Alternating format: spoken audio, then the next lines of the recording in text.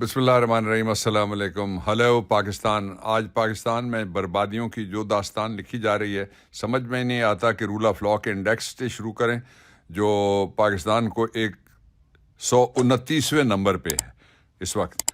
उसके साथ ही ये भी समझ नहीं आता कि ख़वातीन के साथ जो सलूक हो रहा है उसका आलिया हमजा उनमें शामिल हैं, खुदीजा शाह उनमें शामिल हैं, यास्मीन राशिद उनमें शामिल हैं, तैयबा राजा हैं और सनम जावेद हैं। सनम की छोटी सी बेटी ने इमरान खान से मुलाकात की है आज। और बेशुमार एक लंबी लिस्ट है उन ख़वातीन को जेल के अंदर ऐसे हालात में रखा जा रहा है कि आज जो खुद गिरफ्तार है खुदीजा शाह, उन्होंने आज Yasmeen Rashid which is above 70 years, well above 70 years, उनके बारे में क्या कहा, ये ज़रा पहले सुन लीजिए। यास्मीन राशिद की कल तबीयत बहुत ख़राब रही है पूरी रात, उनके लिए आवाज़ उठाएं। वो बहुत एजेड खातून है, वो बहुत दिलेर खातून है और वो बहुत बीमार रहती हैं जेल में। अब किस तरह के मुकदमे जिनमें ख़वातीन को गिरफ्तार किया गया है, जो ख़वातीन बंद हैं उनको गिरफ्तार जिन मुकदमों के अंदर किया गया वो मुकदमे हैं ही नहीं, बिल्कुल फ्रॉड, टोटल फ्रॉड। ये पूरा निज़ाम फ्रॉड, ये पूरी हुकूमत फ्रॉड, ये पूरी गवर्नेंस फ्रॉड, ये पूरे के पूरे जो इस वक्त एग्जेक्टिव इदारे हैं वो सारे के सारे फ्रॉड। तो इस फ्रॉड के नतीजे में ख़वातीन की आवाज़ बंद करने की जो कोशिश की गई है उसके नतीजा क्या हुआ, वो कहते हैं ना कि हर धड़कन पे खौफ के पहरे, हर आहट पर पाबंदी है। ये जीवन भी क्या जीवन है, आग लगे इस जीवन को, जुल्म रहे और अमन भी हो, क्या मुमकिन है। तुम भी कहो और अपने होंठ सिए हैं तुमने, मेरी जुबान को मत रोको। तुमको अगर तौफीक नहीं है मुझको ही सच कहने दो, जुल्म रहे और अमन भी हो। ये जो अमन व अमान बर्बाद किया गया है, जानबूझ के किया गया है, इसमें कोई अमल दखल किसी तरह से भी ना इमरान खान का है और ना तहरीक इंसाफ ने कोई प्लानिंग की थी। जो हुआ उसके 3 हिस्से हैं। पहला जो हुआ, अगर उसके अंदर तहरीक इंसाफ की कोई रोल है, उसको इन्वेस्टिगेट करना है, तो हमने सुप्रीम कोर्ट ऑफ पाकिस्तान से भी रब्ता किया हुआ है और हम खुल के ये कह रहे हैं और कहना चाहते हैं कि एक इन्वेस्टिगेशन होनी चाहिए, जुडिशल प्रोब होनी चाहिए। पंजाब पुलिस जो कुछ कर रही है, इस्लामाबाद पुलिस जो कुछ कर रही है, बाकी पुलिस जो कुछ कर रही है, उसके नतीजे में पुलिस पे कैसे एतबाद करेंगे कि जॉइंट इन्वेस्टिगेशन टीम बन गई है। एक दूसरा उसका हिस्सा ये है कि ख़वातीन के साथ जो बदसलूकी हुई है, उनके साथ जो उनके घरों पे छापे हुए हैं उनको घसीटा गया है और जहाँ जहाँ दुपट्टे खींचे गए हैं वो बरसरेआम भी खींचे गए हैं। बल्कि लाहौर की पहली वीडियो जो खातून के साथ बदसलूकी की निकली थी वो यही थी कि उसने दुपट्टा फेंका और उसको खींच लिया गया। तो ये सारा, इसको भी इन्वेस्टिगेट करना चाहिए। तीसरा ये है कि जो ह्यूमन राइट्स हैं और फंडामेंटल राइट्स हैं, कॉन्स्टिट्यूशन में लिखे और सिविक राइट्स हैं जो लोगों ने दिए हुए हैं, और रिलीजियस राइट्स हैं जो हमारा कॉन्स्टिट्यूशन देता है और मजहब देता है, वो सारे के सारे वायलेट हुए हैं।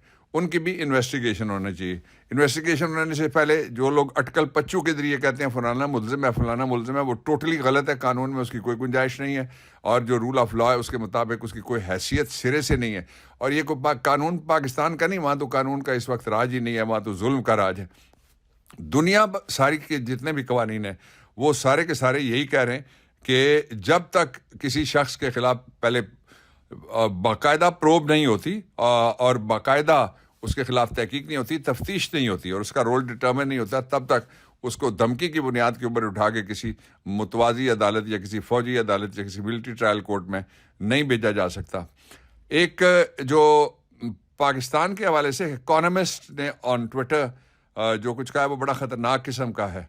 और उन्होंने कहा कि यहाँ के कोई गवर्नर नहीं है, गवर्नेंस कोई नहीं है, और दूसरा ये कहा है कि ये बहुत वायलेंट यानी मुतशद्दिद मुल्क हो गया है। दूसरा अनस्टेबल है, यानी इसमें कोई किसी तरीके से भी स्टेबिलिटी नहीं आ रही, और न्यूक्लियर आर्म्ड है, उसके पास जो न्यूक्लियर असासे हैं, और इसलिए जो सारे हैं जिनका काम सियासत नहीं है, सबको सियासत से निकाला जा रहा है। जिनको निकलना चाहिए वो सियासत में दाखिल हो गए। उनके बारे में इकोनॉमिस्ट ने अपनी ओपिनियन दिया कि वो निकलेंगे तो तब स्टेबिलिटी आएगी। दूसरी बात कि पाकिस्तान जो है वो एशिया में, जब मैं आपसे बात कर रहा हूँ, फास्टेस्ट इन्फ्लेशन कहते हैं, जो महंगाई है उसको कहते हैं, कीमतें ऊपर जाने को कहते हैं, वो दूसरे महीने में दाखिल हो गया कि कोई दूसरा मुल्क ऐसा नहीं जहाँ महंगाई की रफ्तार है, लोगों की ज़िंदगी अजीरन हो गई है।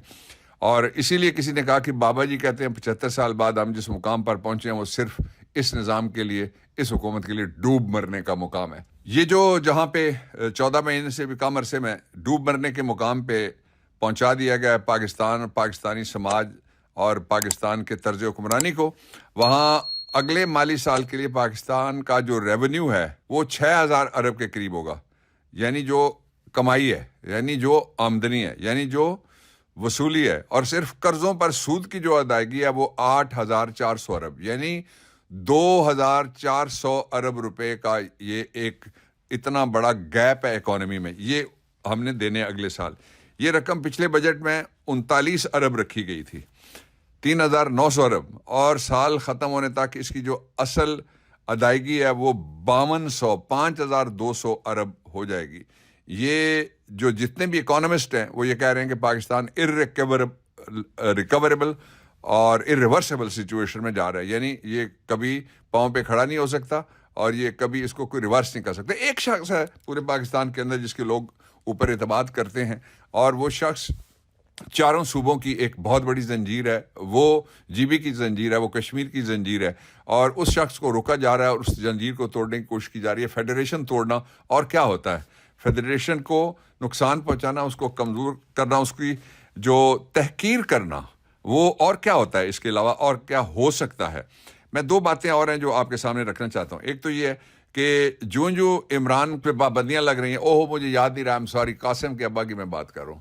عمران کا نام لینے پہ تو پابندی ہے، نہ آپ ٹی وی پہ نام لے سکتے ہیں، اور اس پہ جو لوگوں نے اس وقت ٹرینڈ چلایا ہوا ہے، نو عمران نو ٹی وی، وہ بہت بڑا اس وقت پاکستان میں نمبر 4 ٹرینڈ ہے، وہ پاکستان کے حوالے سے بھی ساری جگہ نمبر 4 ٹرینڈ ہے۔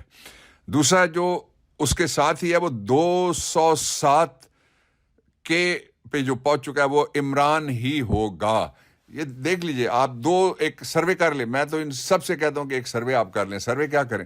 ایک یہ آپ پوچھیں کہ کیا لوگ کل اگر الیکشن ہوتا ہے، پرسوں الیکشن ہوتا ہے، امیدوار کا نام آپ چھوڑ دیجئے، امیدوار کا نام ہے کھمبا، امیدوار کا نام کیا ہے؟ کھمبا بھی اگر ہوگا تو لوگ کیا کہہ رہے ہیں؟ وہ کہتے ہیں ہم نے ایک بڑے لیڈر کا نام لے کے کسی شہر میں پوچھا گیا کہ جی وہ چھوڑ گئے، اس نے کہا ہم نے اس کو ووٹ پہلے بھی نہیں دیا تھا، اب نہیں دینا، جو آئے گا کھمبا آئے گا تب بھی اس کو ووٹ دیں گے، اس لیے کہ ووٹ عمران کا ہے، ووٹ عمران کا ہے اور بلا نشان کا ہے، دوسری کسی چیز کا نہیں۔ دوسرا آپ جو سروے کروا سکتے ہیں وہ یہ ہے کہ کیا لوگ یہ سمجھتے ہیں کہ پی ڈی ایم کا کوئی لیڈر یا دوسرا کوئی لیڈر آئے گا تو اس کے ذریعے سے پاکستان کو معاشی استحکام ملے گا، ریکوری ہوگی اور ریورسبلٹی میں سے وہ پاکستان نکل کے باہر آ جائے گا، یا وہ عمران خان کا نام لیں گے؟ دونوں صورتوں میں نام صرف عمران کا ہی آئے گا۔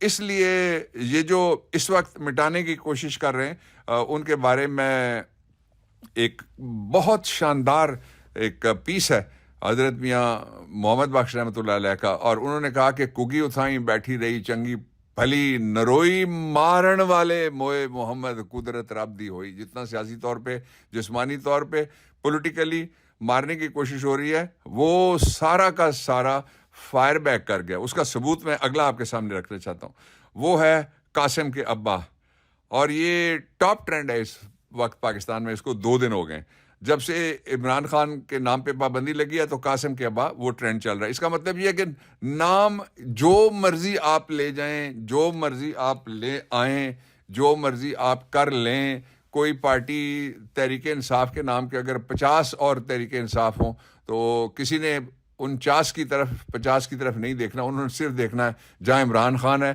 انہوں نے صرف دیکھنا ہے جہاں بلے کا نشان ہے، انہوں نے صرف دیکھنا ہے ووٹ بھی عمران خان کا ہے۔ تو اس لیے یہ ایکسرسائز ان فیوٹیلٹی ملک کو مزید برباد کرنے کے لیے اس کی ضرورت نہیں ہے۔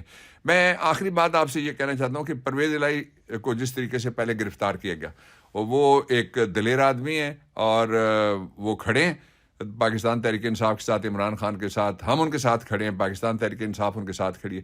اور کراچی کے ایک نوجوان وکیل ہیں جبران ناصر صاحب، ان کو گرفتار کر لیا گیا۔ یہ جو جبران ناصر صاحب ہیں، یہ ہیومن رائٹس کے بھی وکیل ہیں۔